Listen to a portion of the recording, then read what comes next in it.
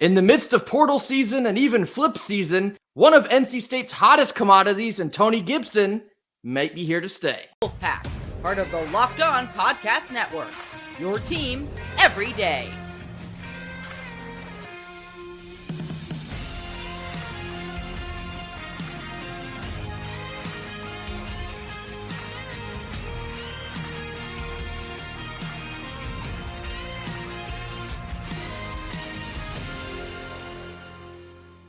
What's up, Wolfpack Nation? Welcome back to another episode of Locked On Wolfpack, free and available wherever you get your podcast and on YouTube, part of the Locked On Podcast Network, your team every day. Happy Wednesday to all. As always, I'm Grayson Boone, joined by former Wolfpack defensive tackle Kenton Gibbs. We will start here on this Wednesday with a tweet from Chris Vanini on Tuesday evening listing the potential finalists for the Duke head coaching job. And you may have noticed, if you saw this tweet, defensive coordinator for NC State, Tony Gibson's name is no longer in the mix. So Wolfpack fans, you can collectively breathe for now.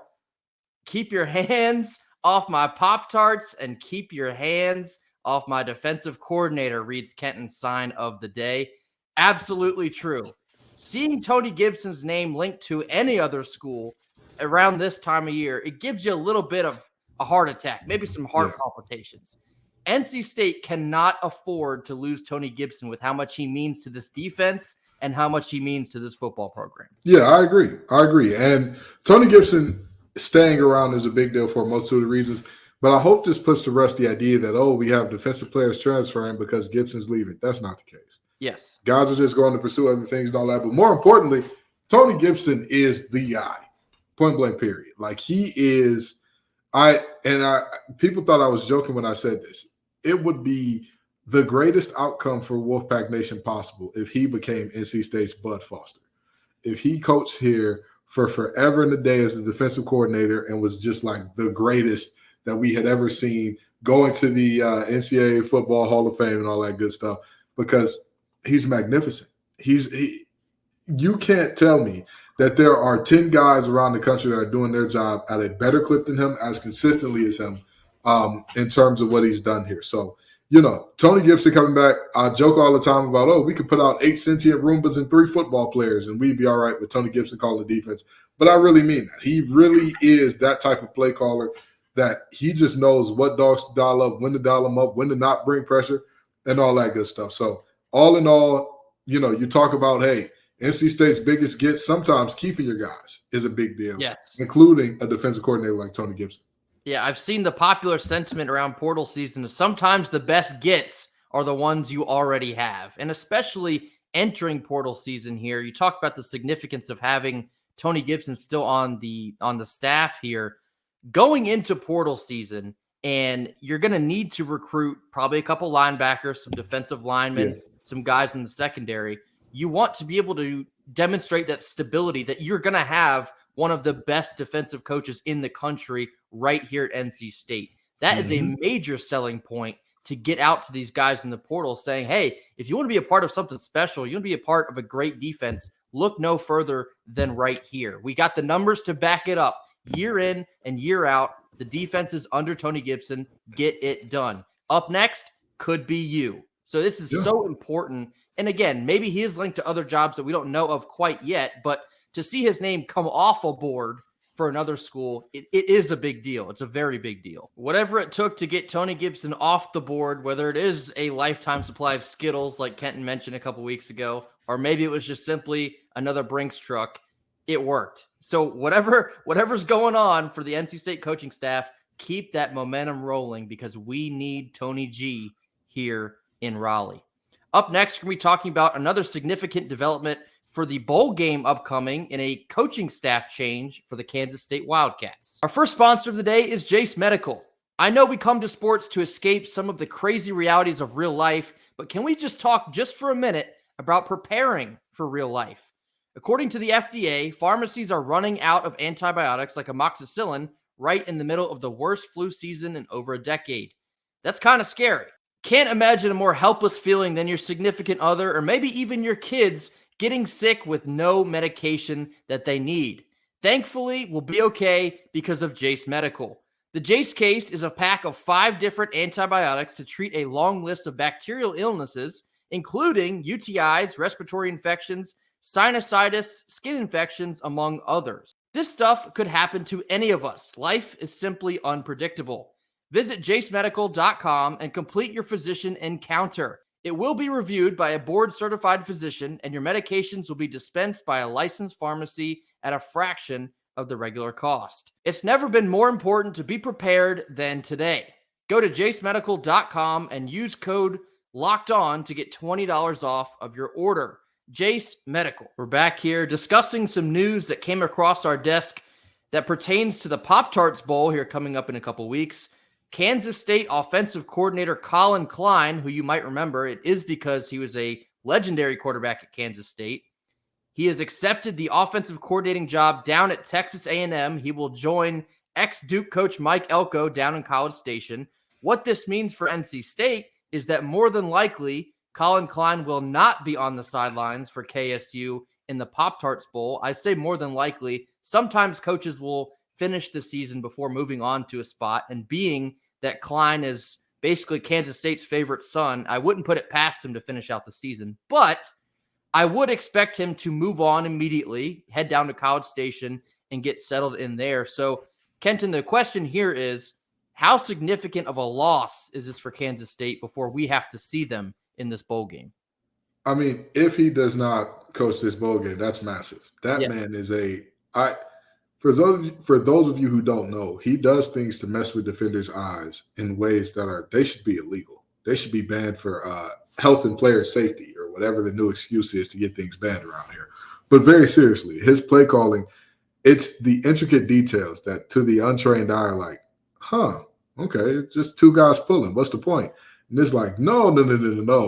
Those 2 did a buck sweep away from the rest of the formation. It was supposed to be a buck sweep this way. They, too, took steps to pull out that way, reversed the other way, and then went to block as if it was a buck sweep to the other side. That's kind of insane. For those of you who don't know, buck sweep is the old, 62 tossed by a trap, seal here, alley, that thing. So, and that's just one example. There are many other examples, like his empty formation pop passes with the quarterback run, tag to it and all that. Colin Klein is like, his mind, that man's mind is some sick stuff going on up there. As a defender, it's not a safe place to be. Not a safe place to be. So if he decides to not coach in the bowl game, that'll be a significant loss. But with that being said, even if he does coach in the bowl game, I think this will be a huge test for the defense because or if he coaches in the bowl game, it'll definitely be a huge test for the defense because one thing that we struggle with is gap discipline and eye discipline early in the season. And do we struggle with that again in this game would be the question. Because if you have bad eye discipline against a Colin Klein offense, it's going to be a long day at the office, brother. I don't care how much talent you got. So, it'll be a very interesting matchup to see. It'll be very interesting to see whether or not he stays or goes. All in all, lots of moving parts here, lots of moving pieces. Could have a heavy, heavy impact on this game.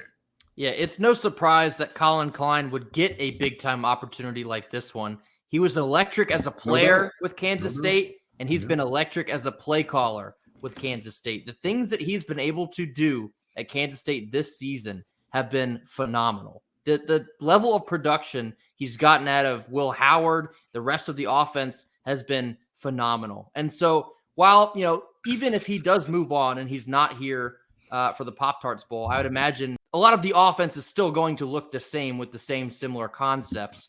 But it's still like his presence on the sideline, because again, this was Kansas State's best quarterback in their school history. And so to have him on the sideline is it's like almost another level above a coach, because he can give all that experience that he took and insert that back into the program. So this would be a significant loss on some level, not having him for the bowl game. And I know some Kansas State fans have found our comment section, say, don't you write off this team. We have a very talented backup quarterback.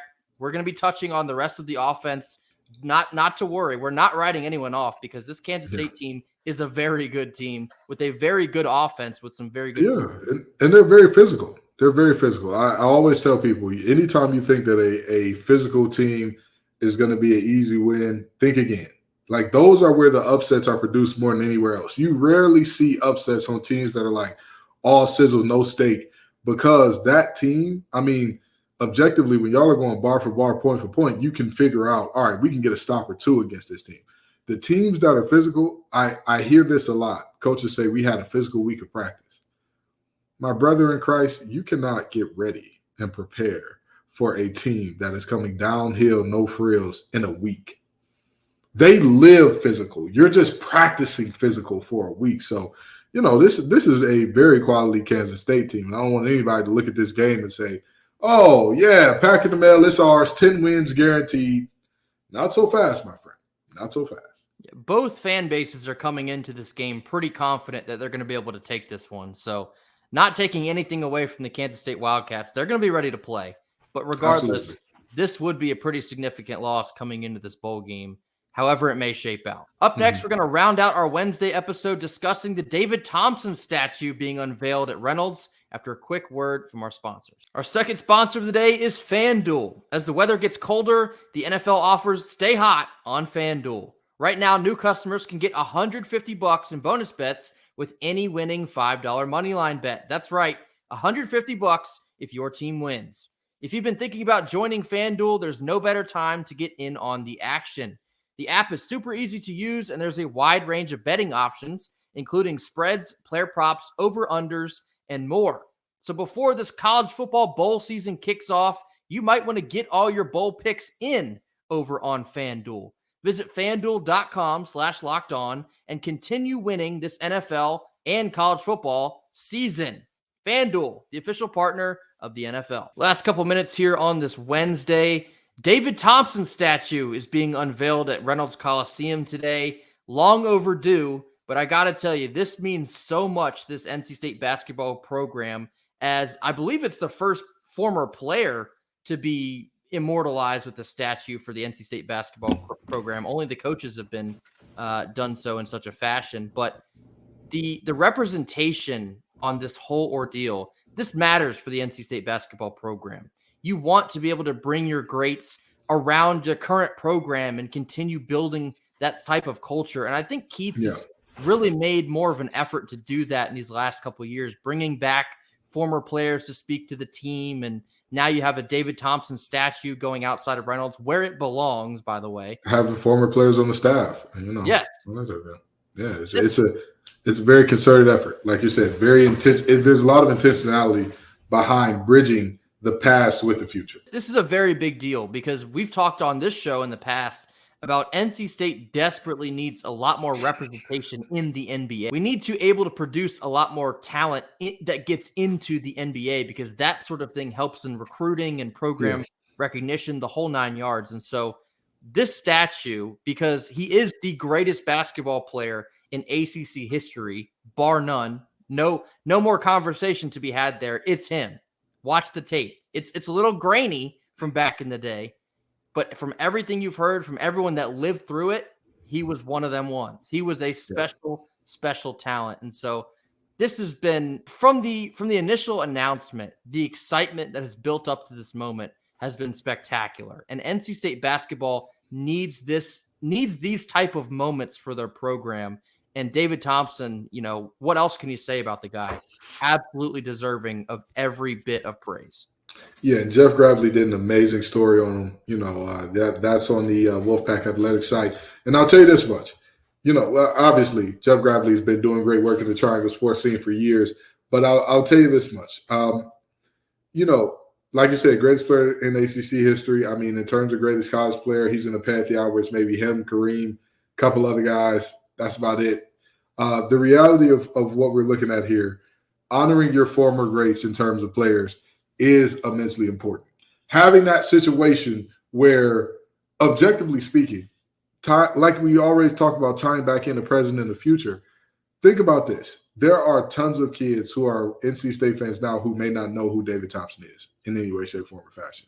This statue helps to kind of curb that and curb the reality of, and if you go into the football stadium, you see all the numbers in the ring of honor very prominently featured. You go into to PNC, which, we'll have that discussion later, but you have to search around for the banners of the players who've had their jerseys retired and whatnot. The reality is this is, again, vitally important because, he's the Skywalker. What more do we really need to say here? Of course, the Reynolds Heritage game is also on Wednesday. It'll be Wednesday evening against Maryland Eastern Shore.